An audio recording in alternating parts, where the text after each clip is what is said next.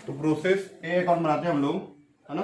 Process A account, question number 17, new book का भी old book का भी दोनों नंबर 17 है, ठीक है। 10,000 यूनिट हमारे पास आ रहा है 6 रुपए पर यूनिट के हिसाब से, ठीक है। क्वेश्चन में मैं छोटा सा ब्यूरो बता देता हूँ। 10,000 यूनिट आ रहा है हमारे पास 6 रुपए के हिसाब से, ठीक है। 6 रुपए के हिसाब से आधा कितना आ जाएगा, 60,000 रुपए, ठीक है। इसमें 5% क्या हो जाता है, लॉस हो जाता है। 10,000 यूनिट आया हमारे पास, 10,000 यूनिट में 5% क्या होता है, लॉस हो जाता है। 5% मतलब हो जाएगा 500 यूनिट, तो बनना चाहिए 9,500 यूनिट बनना चाहिए। ये नॉर्मल वेस्टेज है, नॉर्मल लॉस है, ठीक है। बनना चाहिए 9,500, बना कितना है 9,300, तो 200 यूनिट और खराब हुआ है, इसको बोलते हैं एबनॉर्मल लॉस या एबनॉर्मल वेस्टेज, ठीक है। प्रोसेस ए में 10,000 यूनिट आया है, 5% खराब हो जाता है नॉर्मल, तो 9,500 बनना चाहिए, बना है 9,300, ठीक है ना, है ना। तो वैसे 200 यूनिट क्या है वो हमारा एबनॉर्मल है, ठीक है। बाकी क्वेश्चन सिंपल सा है, फटाफट बना लेते हैं हम लोग इसको। क्वेश्चन नंबर 4 की जैसे ही है ये,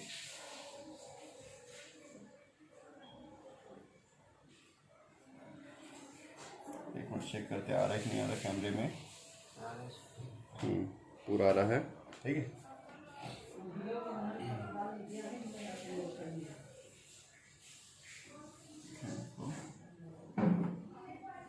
इसको लिख देते हैं हम लोग 2 मटेरियल इंट्रोड्यूस, मटेरियल आ रहा है तो, ठीक है। नाम नहीं दिया था हम लोग अपने हिसाब से लिखते हैं मटेरियल इंट्रोड्यूस। 6 रुपए के हिसाब से आ रहा है, ₹6 पर यूनिट, ठीक है। पर यूनिट के हिसाब से आ गया हमारा 10,000 यूनिट आ रहा है, थर्ड लाइन में दिया हुआ देखना ना, 10,000 यूनिट आ रहा है 6 रुपए के हिसाब से 60,000 रुपए। उसके बाद और आगे खर्चे दिए हुए हैं, जो कि मटेरियल डैश दिया है, लेबर दिया 10,000 और ओवरहेड दिए 6,000, ठीक है। लेबर और ओवरहेड, 2 लेबर और 2 ओवरहेड, ये हो गया 10,000 रुपीज और हो गया 6,000 रुपीज। इतना क्लियर, ठीक है। अब नॉर्मल वेस्टेज है तो नॉर्मल बाय नॉर्मल वेस्टेज, ठीक है। जो 10,000 यूनिट आया है, 10,000 यूनिट का 5% के हिसाब से 500 यूनिट, इसका कोई पैसा नहीं मिलता डैश, ठीक है। 500 यूनिट का कोई पैसा नहीं मिलता पूरा डैश में। अब उसके बाद 10,000 में 500 माइनस करने के बाद यहाँ पे 9,500 बनना चाहिए, ऐसे बनाना है हम लोग को, है ना। 10,000 में 500 माइनस करने के बाद 9,500 बनना चाहिए, तो उसको लिखते हैं यहाँ पे by balance carried down bracket में नॉर्मल आउटपुट। नॉर्मल हमारा इतना बनना चाहिए था, नॉर्मल आउटपुट मतलब नॉर्मल जितना हम सोचे थे, नॉर्मल मतलब जितना हम सोचे थे 9,500 बनना चाहिए था, ठीक है। उसका कॉस्ट कितना था 9,500 यूनिट बनाने का, 8 10 हो गया 76, ठीक है। 10,000 में 5 माइनस के 9,500 आ गया, ये 76 का पूरा 76 आ गया, ठीक है। हम लोग ये सोचे थे कि 76,000 रुपीज 9,500 यूनिट बनना चाहिए था, ठीक है। 0, ठीक है। इसको बनाने से इतना आया हमारा, टोटल हो गया 10,000, यहाँ पे भी 76,000 रुपीज। अभी कैरी डाउन को अगर इससे कम बना है या ज्यादा बना है तो कैरी डाउन लिखिए, ब्रॉड डाउन करते हैं। कब करते हैं, जब इससे कम बने रहे या इससे ज्यादा बने रहे। हम जितना सोचे थे उससे ज्यादा बनता है या कम बनता है तब बैलेंस कैरी डाउन और ब्रॉड डाउन होता है। अगर क्वेश्चन में 9,500 दिया रहता, ठीक है, या नहीं दिया रहता तो हम लोग फिर नॉर्मल ट्रांसफर कर देते प्रोसेस बी में, ठीक है, इसी को ट्रांसफर कर देते। पर अभी इसको ट्रांसफर नहीं कर सकते क्योंकि दिया हुआ कितना ट्रांसफर होने वाला है, तो 9,500 इधर ट्रांसफर होगा, बाय बैलेंस कैरी डाउन हो जाता है इधर टू बैलेंस ब्रॉड डाउन, ठीक है। ब्रैकेट में लिखेंगे नॉर्मल आउटपुट, ये यहाँ पे है। आउटपुट का मतलब होता है उत्पादन, ये इनपुट था, इनपुट का मतलब मटेरियल आ रहा है, ठीक है। कच्ची सामग्री के लिए लिखते हैं ना इनपुट, और जो बन के तैयार होता है वो आउटपुट, उत्पादन, ठीक है। 9,500 यूनिट का हम टारगेट रखेंगे, 9,500 यूनिट बनेगा जिसका कॉस्ट आएगा 76,000 रुपीज। पर बना कितना है 9,300 बना है, 9,300 यूनिट बना है, तो 200 यूनिट कहाँ गया पता नहीं, ऐसे खराब हो गया, उसके बारे में नहीं पता, तो वो एबनॉर्मल वेस्टेज, ठीक है। हम सोचे थे 500 खराब होगा, 200 और खराब हो गया ना। इसको लिखते हैं जो प्रोसेस 9300 जो बन के चला गया प्रोसेस ए से कहाँ जाएगा, प्रोसेस बी में, to transfer to process B account. जो भी आएगा at the rate of rupees करके निकालेंगे, dash dash dash per unit. ठीक है, आज 200 यूनिट के लिए by abnormal wastage account, abnormal wastage है एबनॉर्मल लॉस अकाउंट। इसका भी हो जाएगा at the rate of rupees dash dash dash per unit. इसके लिए हम लोग को वर्किंग नोट निकालना पड़ेगा कितना रुपये पर यूनिट आएगा। ठीक है,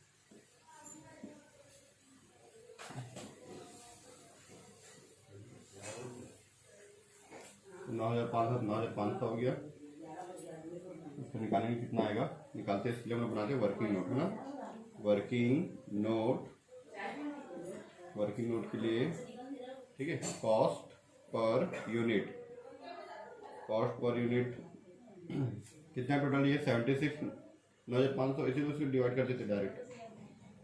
76,000 डिवाइड बाई 9,500 यूनिट्स। ठीक है, करेंगे तो आएगा हमारा ₹8 पर यूनिट। 8 रुपये आया। इस 8 को हम यहाँ पे भी लिखेंगे और एब नॉर्मल में भी लिखेंगे। तो इससे इसे मल्टीप्लाई कर दूँगा जाएगा 1600 और इसके से मल्टीप्लाई कर दूँगा 74,400। ठीक है, क्या आ जाएगा ये भी 76,000 रुपीज़ अरे 9,500 रुपीज़, 76,000 रुपीज़। ये हो गया हमारा प्रोसेस ए कंप्लीट हो गया। इसके बाद हम लोग बनाते हैं प्रोसेस बी। जो ट्रांसफर किया 9,300 प्रोसेस बी में प्रोसेस ए से करके लिखेंगे। ठीक है,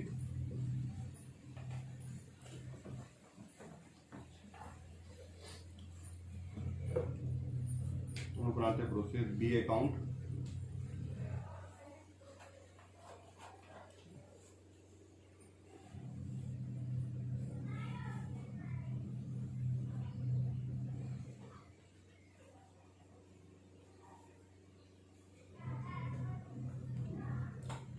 प्रोसेस बी में लिखेंगे कि ट्रांसफर हो रहा है, transfer from process A account, transfer from process A account,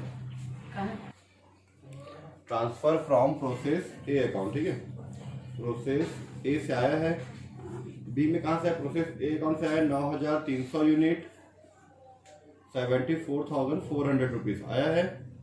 उसके बाद मटेरियल दिया है, मटेरियल लेबर दिया हुआ है और ओवरहेड दिया हुआ है, लेबर और ओवरहेड, 2 ओवरहेड्स।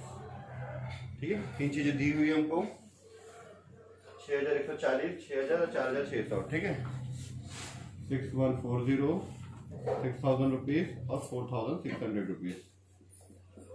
ठीक है, तीनों का अमाउंट हो गया। उसके बाद बोला है कि प्रोसेस बी में 9,200 यूनिट उत्पादन की गई है। ठीक है, क्वेश्चन में लोग पढ़े थे कि 2% इसका क्या होता है, नुकसान होता है ना। ए में 5% था, बी में 2% था। ठीक है, तो उसको लिख लेते हैं बाय 9,300 आया है, बाय नॉर्मल वेस्टेज 2% का लॉस होगा, नॉर्मल वेस्टेज। ठीक है, 9,300 यूनिट का 2%। ठीक है, निकालो कितना आ जाएगा, ये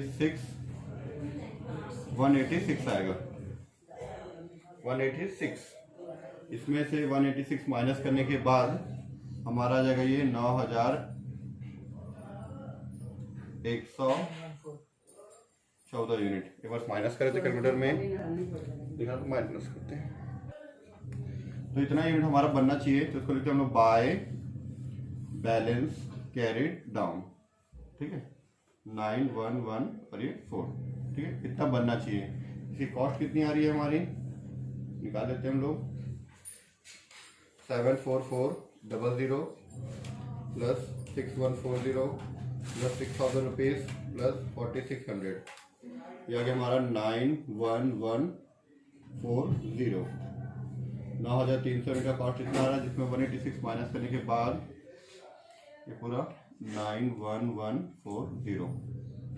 ठीक है, इसको कैरी डाउन को ट्रांसफर करेंगे ब्रैकेट में यहाँ लिखेंगे नॉर्मल आउटपुट। कब निकालते कैरी डाउन बताया था मैं, जब जितना हम सोचे हैं उससे ज़्यादा बन जाए या कम बने, ठीक है।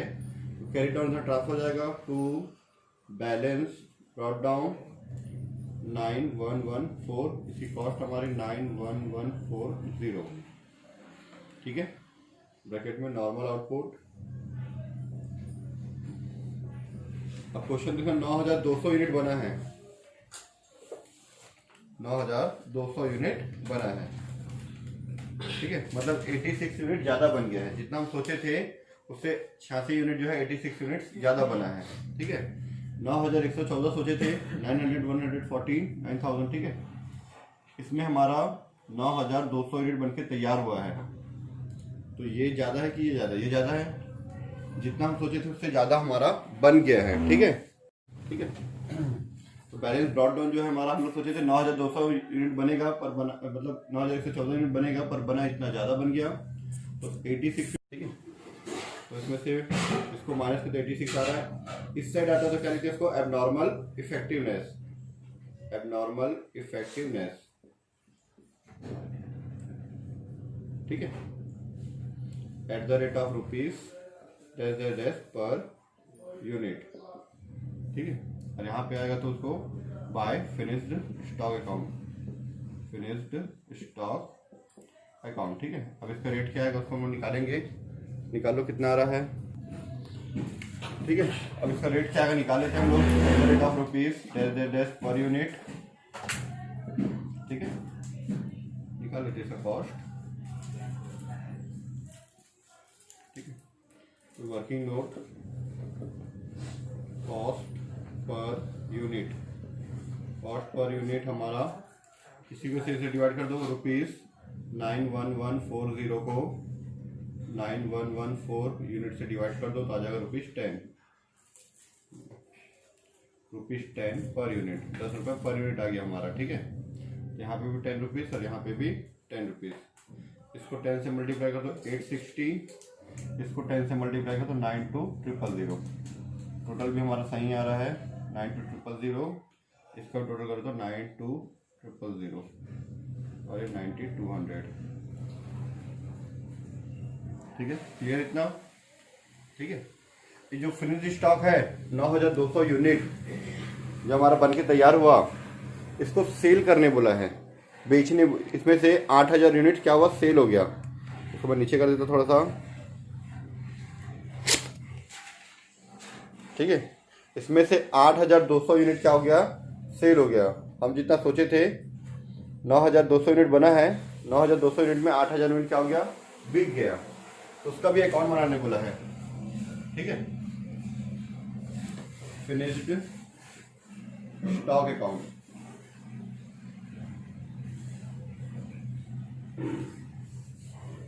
पहले कुछ ओपनिंग था क्या, क्वेश्चन में ओपनिंग नहीं दिया है, ना ओपनिंग दिया ना क्लोजिंग दिया है, ठीक है।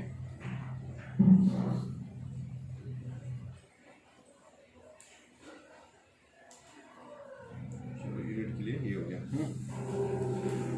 हम लोग लिखेंगे प्रोसेस बी में क्या लिखेंगे, फिनिश स्टॉक अकाउंट। तो फिनिश स्टॉक अकाउंट में क्या लिखेंगे, to process B account, process B account से बन के हमारा तैयार हुआ है बिकने के लिए 9200 यूनिट 92,000 रुपीज में, ठीक है। फिनिश स्टॉक अकाउंट में कहाँ से लिखेंगे कि भाई प्रोसेस बी में फिनिश स्टॉक लिखे थे, यहाँ लिखे प्रोसेस बी से आया है ये करके 9200 यूनिट हमारा आया है, ठीक है।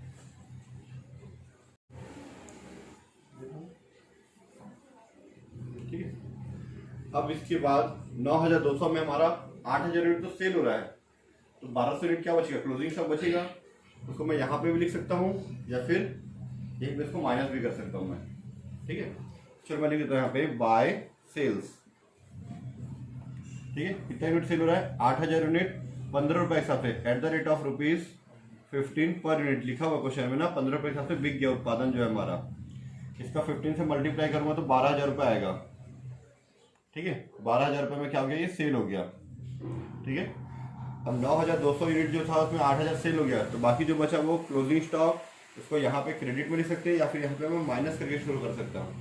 पर कभी भी आज तक आप लोग यहाँ पे अकाउंट में माइनस करके शो करते नहीं पढ़े हैं, फाइनल अकाउंट में छोड़ के। बाकी सब जगह हम लोग डायरेक्ट डेबिट क्रेडिट में लिखते हैं, तो हम लोग इसी तरह से बनाते हैं by closing stock account, closing stock account.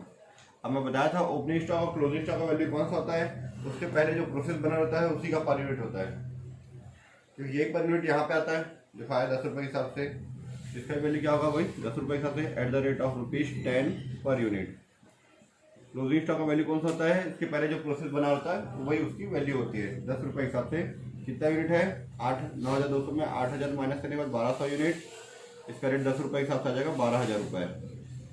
ठीक है, अब इसको जोड़ दो, इधर माइनस करने के बाद हमारा प्रॉफिट आ जाता, प्रॉफिट हमारा आ जाता, लेकिन यहाँ पे खर्चे भी दिए हुए, देखना खर्चे का नाम दिया एक्सपेंडिचर का कि विक्रय एवं वितरण में 2 रुपये प्रति इकाई है, बेचने के लिए जाते हैं तो 2 रुपये खर्चा आता है, 1 यूनिट को बेचने का खर्चा कितना आता है 2 रुपये। तो सेलिंग एंड डिस्ट्रीब्यूशन एक्सपेंसेस, विक्रय एवं वितरण व्यय, डिस्ट्रीब्यूशन एक्सपेंसेस, ठीक है। कितना बेचे हैं 8,000 यूनिट सेल किए हैं, बेचे कितना है 8,000 यूनिट, इसका 2 रुपये के हिसाब से 16,000 रुपये खर्चा आया। ठीक है, अब ये दोनों को जोड़ने से अगर ज़्यादा आ रहा है और ये 1,20,000 आएगा जी। ठीक है, 1,20,000 12,000 और इधर आएगा 92,16,000 है ना, ऐड करोगे तो ये आ जाएगा 1,08,000 आएगा, और ये तो मतलब इस सेक्टर टोटल ज़्यादा हमारा क्रेडिट का, इधर का ऐड कर दो यार 132,000 और 92,000 है ना, तो ये 132,000 में से दोनों को माइनस कर दो तो हमारा आंसर आएगा 24,000 रुपये साथ आएगा। एक बार चेक करते कैलकुलेटर में, ये आ गया हमारा, इसमें से इसको माइनस करने के बाद 24,000 रुपये हमारा प्रॉफिट आ रहा है, तो इसको लिखते हैं हम लोग to costing profit and loss account, costing profit and loss account. ठीक है, अगर इसी में हम लोग एबनॉर्मल लॉस और एबनॉर्मल इफेक्टिवनेस को एडजस्ट करेंगे तो हमारा नेट प्रॉफिट आ जाएगा। ठीक है, ये हमारा कॉस्ट का प्रॉफिट आ गया जो प्रोडक्ट और बेचे उसका, और जो एबनॉर्मल लॉस और वेस्टेज जो था उसको भी लिख लेते हैं, और उसको नीचे करता हूँ मैं। ठीक है, to costing profit and loss account इधर ट्रांसफर हो जाएगा तो by costing profit and loss account. ठीक है, उसको काम करते हुए यहाँ पे मैं देता हूँ ब्रॉड डाउन और उसको लिख देता हूँ मैं कैरिड डाउन। ठीक है, कैरिड डाउन का ट्रांसफर हो गया, कितना 24,000 पूरा। ठीक है, 24,000 पूरा ट्रांसफर हुआ। अब प्रोसेस बी में क्या, प्रोसेस ए में क्या लिखे थे उधर, बाय एबनॉर्मल वेस्टेज 200 यूनिट लिखे थे, उसको यहाँ पे लिख दो to abnormal wastage, abnormal wastage, ये हमारा प्रॉफिट आ गया उसका, जो सेल किया उसका प्रॉफिट और खर्चा माइनस करके, और एबनॉर्मल लॉस को भी, तो लॉस भी हुआ तो एडजस्ट करेंगे, प्रॉफिट उसको भी एडजस्ट करेंगे। ठीक है, उसका कितना आया था हमारा 200 यूनिट का 1,600 रुपये। ठीक है, 200 यूनिट का 1,600 रुपये आया था। एबनॉर्मल इफेक्टिवनेस जो आया था वो बाय एबनॉर्मल इफेक्टिवनेस, ठीक है, इफेक्टिवनेस करके जो लिखते हैं वो आया था 860 रुपये। तो इसको जोड़ के जब इसको माइनस करो तो आ जाएगा, मेरे ख्याल से आएगा 23,260 रुपये आएगा। ये दोनों को ऐड करके इसको माइनस करो तो इतना आ जाएगा, इसको लिखेंगे हमारा to net profit, to net profit.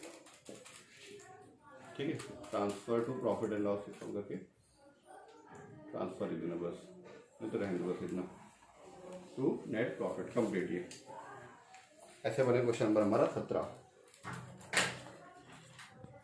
ठीक है।